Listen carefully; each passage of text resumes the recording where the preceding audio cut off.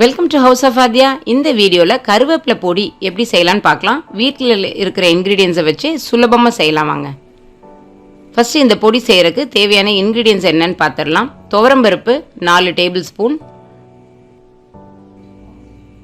கடலைப்பருப்பு 2 table spoon, துவரம்பருப்பை விட கடலைப்பருப்பு half the குவான்டிட்டி இருந்தால் போதும். கடுகு 1 டேபிள் ஸ்பூன், வரமிளகா 6 வரமிளகா, காரம் கொஞ்சம் வேணும்னா நீங்கள் கொஞ்சம் சேர்த்து போட்டுக்கோங்க. 2 டேபிள் ஸ்பூன் அளவு மிளகு,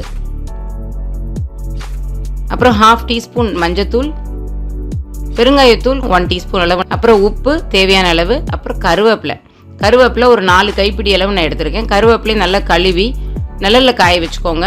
காய வச்சிங்கன்னா நல்லா க்ரீன் கலர்லேயே இருக்கும். நல்லா முறுமுறுன்னு காயணும். அப்படியே நீங்கள் டைரெக்டாக யூஸ் பண்ணலாம். நம்ம இதை வறுக்காமல் தான் நம்ம இன்றைக்கி செய்ய போகிறோம். ரெசிபி செய்கிறதுக்கு பார்த்தீங்கன்னா நான் ஆயிலே யூஸ் பண்ண போகிறது கிடையாது. ஆயில் இல்லாமல் இந்த பொடியை செஞ்சு வச்சிங்க அப்படின்னா ரொம்ப நாள் உங்களுக்கு கெட்டும் போகாது, ரொம்ப நல்லாவும் இருக்கும் உங்களுக்கு டேஸ்ட்டு. இப்போ பாருங்கள், ஒரு கடாய் நல்லா சூடானதுக்கப்புறமா ஃபஸ்ட்டு துவரம்பருப்பை தனியாக வறுத்து எடுத்துக்கோங்க. இந்த பருப்பைட்டெல்லாம் ஒன்று ஒவ்வொரு டைமில் வறுப்படும்.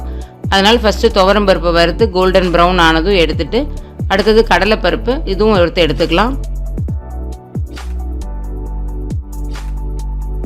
அப்புறம் வரமிளகா எல்லாமே நீங்கள் கொஞ்சம் குவான்டிட்டி ஜாஸ்தி வேணும்னா இதை அப்படியே நீங்கள் கொஞ்சம் ஜாஸ்தியாகவும் போட்டு நீங்கள் செய்யலாம்.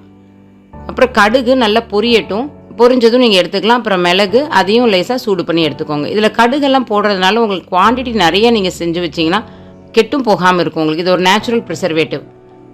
இப்போ இது எல்லாத்தையும் நம்ம ஒரு மிக்ஸி ஜாரில் சேர்த்துக்கலாம். வரமிளகா, இந்த வறுத்த பருப்பு, மிளகு, கடுகு எல்லாத்தையும் போட்டு இதில் நைஸாக நம்ம இப்போ அரைக்க போகிறோம். இப்போ இதில் நான் கருவேப்பிலை நம்ம கழுவி நல்ல வெயிலில் காய வச்சு எடுத்ததுனால உங்களுக்கு நீங்கள் இதை அப்படியே நம்ம இதில் போடுறோம்.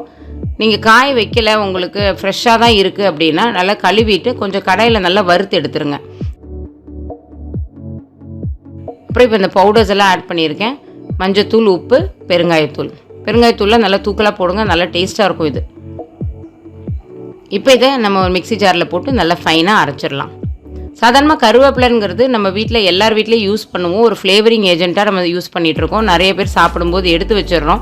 ஸோ அதனால தான் இந்த கருவேப்பிலையை இந்த மாதிரி பவுடராக ரெடி பண்ணி கொடுத்துட்டீங்க அப்படின்னா குழந்தைகளும் சரி பெரியவங்களும் சரி டெய்லி நம்ம இதை சாதத்தில் மிக்ஸ் பண்ணி சாப்பிட்லாம். இல்லை இட்லி பொடியாக கூட நீங்கள் சைட் டிஷ்க்கு வச்சு சாப்பிட்லாம். இதோட பெனிஃபிட்ஸ்ன்னு பார்த்தீங்கன்னா ஹேர் க்ரோத்துக்கு நல்ல ஹெல்ப்ஃபுல்லாக இருக்கும், வெயிட் லாஸ்க்கு நல்லது, இரும்பு சத்து நிறையா இருக்குது இந்த கருவேப்பிலை சாதப்பொடியில்.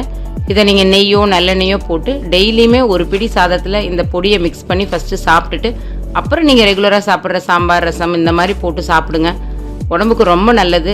நம்ம வீட்லேயே இந்த மாதிரி பொடிகள் செஞ்சு வைக்கும்போது நல்லா உங்களுக்கு ஹைஜீனிக்காகவும் இருக்கும்.